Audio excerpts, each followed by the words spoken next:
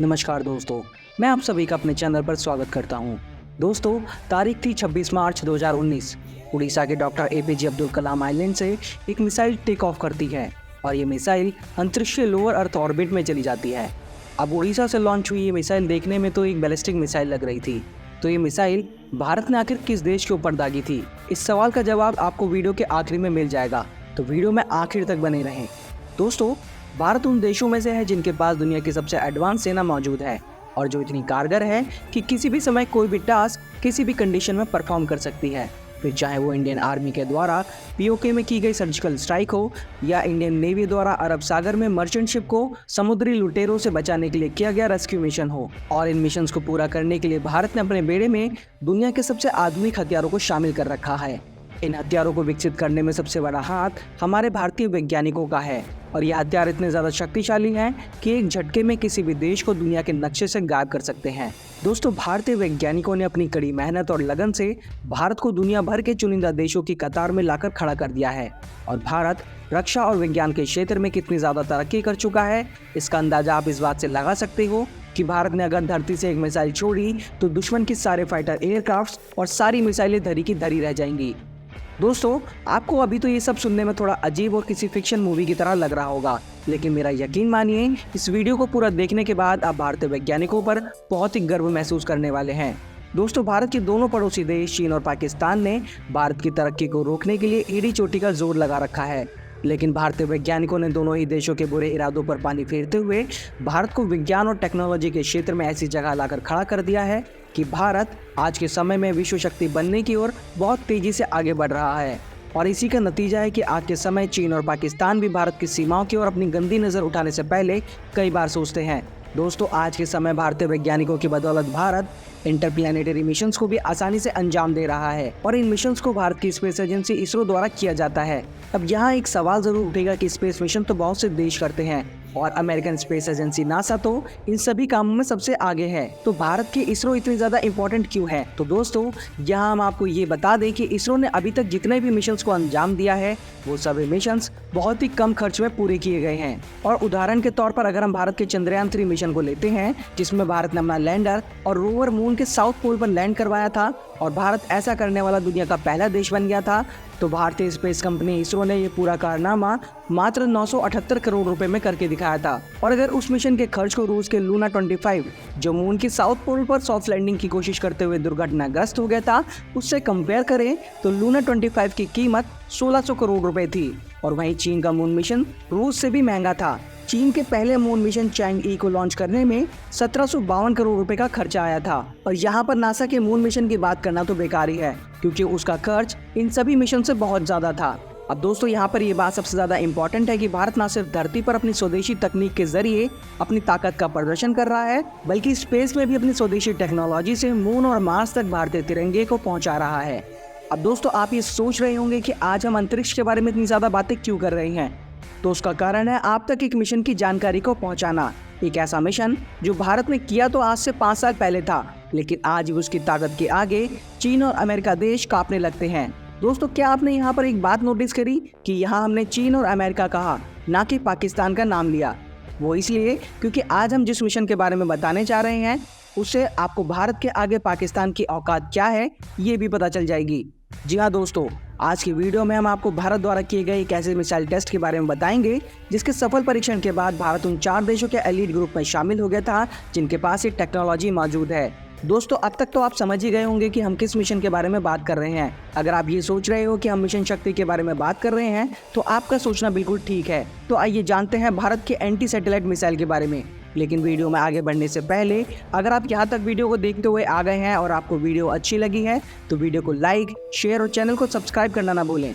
चलिए दोस्तों, शुरू करते हैं। 27 मार्च 2019 को जब प्रधानमंत्री नरेंद्र मोदी ने ट्वीट करके दुनिया को बताया कि अब भारत अंतरिक्ष में भी अपने दुश्मनों पर हमला कर सकता है और अंतरिक्ष से होने वाले हमलों से खुद को बचा सकता है, तब चीन समेत पूरी दुनिया एक गहरे सदमे में पहुंच गई थी, क्योंकि उस समय दुनिया के कुछ चुनिंदा देशों के पास ही ऐसी घातक टेक्नोलॉजी थी और ऐसी टेक्नोलॉजी को विकसित करने वाला भारत दुनिया का चौथा देश बन गया था, जिससे भारत किसी भी देश की सैटेलाइट को सेकंडों में तबाह करके उस देश को अंधा कर सकता है।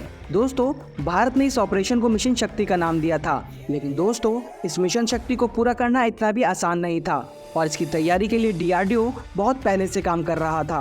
इस मिसाइल की टेस्ट लॉन्चिंग से 6 महीने पहले तक इस मिसाइल पर DRDO मिशन मोड पर काम कर रहा था। दोस्तों, यहाँ मिशन मोड का मतलब है कि DRDO ने इस प्रोजेक्ट पर 100 से ज़्यादा वैज्ञानिकों को काम पर लगा रखा था। और DRDO ऐसा तभी करता है जब किसी प्रोजेक्ट की अहमियत बहुत ज़्यादा होती है। आप इस प्रोजेक्ट की अहमियत को ऐसे समझ सकते हैं कि सभी वैज्ञानिक सीधा भारत के national security adviser Ajit Doval को रिपोर्ट कर रहे थे और अजीत डोभाल हर कदम पर प्रोजेक्ट डेवलपमेंट की जानकारी PM मोदी को दे रहे थे।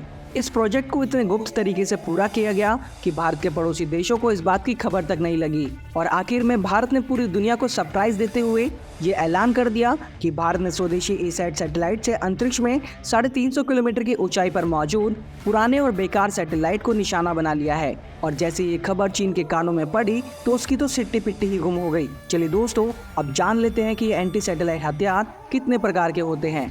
दोस्तों, ये A-SAT यानी एंटी सैटेलाइट वेपन 2 तरह के होते हैं। एक वो जो ताकतवर तरीके से हमला करते हैं जिन्हें काइनेटिक हथियार कहते हैं, और दूसरे होते हैं नॉन काइनेटिक हथियार जो सैटेलाइट पर सॉफ्ट तरीके से हमला करते हैं। काइनेटिक हथियार एंटी सैटेलाइट मिसाइल सिस्टम से लैस होते हैं और सिस्टम में मिसाइल को उसकी काइनेटिक ऊर्जा का फायदा उठाकर उसकी दुश्मन की सैटेलाइट से टक्कर करवा दी जाती है और सैटेलाइट खत्म हो जाती है। और दूसरे तरह के हथियार है नॉन काइनेटिक हथियार, जिसमें किसी भी तरह के मिसाइल, रॉकेट या ड्रोन का इस्तेमाल नहीं किया जाता, बल्कि दुश्मन की सैटेलाइट पर साइबर अटैक से हमला किया जाता है या फिर सैटेलाइट को लेजर हथियारों के जरिए बेकार कर दिया जाता है, जिससे वो सैटेलाइट पूरी तरह से बेकार हो जाता है। और इस काम को हवा, धरती की निचली कक्षा यानी लोअर अर्थ ऑर्बिट या फिर जमीन से भी किया जा सकता है। तो दोस्तों, आइए अब ये भी जान लेते हैं कि भारत के पास कौन सा A-SAT हथियार मौजूद है। दोस्तों, भारत के पास एंटी सैटेलाइट मिसाइल के तौर पर पृथ्वी एयर डिफेंस सिस्टम मौजूद है, लेकिन भारत की A-SAT मिसाइल पृथ्वी एयर डिफेंस सिस्टम की तरह काम नहीं करती। लेकिन A-SAT सिस्टम को बनाने के लिए पृथ्वी एयर डिफेंस सिस्टम को ही बेस बनाया गया है। इन एंटी सैटेलाइट मिसाइल को प्रद्युम्न बैलिस्टिक मिसाइल इंटरसेप्टर भी कहा जाता है और इसे पूरी तरह से स्वदेशी तौर पर विकसित किया गया है। ये मिसाइल सिस्टम एक्सो एटमॉस्फेरिक यानी पृथ्वी के वातावरण से बाहर और एंडो एटमॉस्फेरिक यानी पृथ्वी के वातावरण के अंदर के टारगेट पर हमला करने में पूरी तरह से सक्षम है। दोस्तों, हमारे वैज्ञानिकों ने इस पूरे मिसाइल सिस्टम को अपग्रेड करके और भी घातक और सटीक बना दिया है और इसे नई टेक्नोलॉजी से लैस करके 3 स्टेज वाला इंटरसेप्टर मिसाइल बना दिया गया है।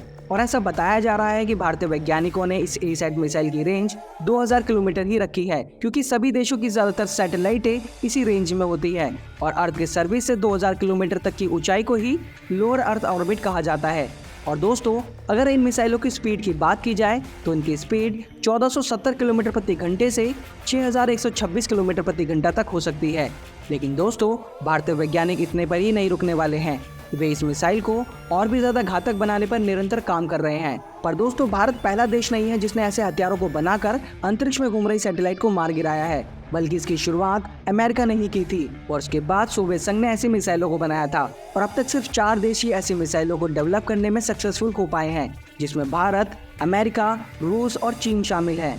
अब अमेरिका ने इस तरह की मिसाइल को बनाने पर सभी देशों पर प्रतिबंध लगा दिया है, क्योंकि इनकी टेस्टिंग से अंतरिक्ष में कचरा बहुत ज्यादा फैल रहा है और इनसे अंतर्राष्ट्रीय स्पेस स्टेशन को भी काफी ज्यादा खतरा हो सकता है। तो दोस्तों, आज की वीडियो में बस इतना ही। अगर आप भारत द्वारा डेवलप की गई ऐसी मिसाइल के बारे में जानना चाहते हैं जिसके एक वार से ही चीन के कई सारे देश दुनिया के नक्शे से गायब हो जाएंगे, तो स्क्रीन पर दिख रही वीडियो पर क्लिक करके देख सकते हैं। आपको ये वीडियो कैसी लगी हमें कमेंट करके जरूर बताइएगा। वीडियो को अंत तक देखने के लिए आप सभी का बहुत बहुत धन्यवाद। जल्दी मिलते हैं नई वीडियो के साथ, तब तक के लिए जय हिंद, जय भारत।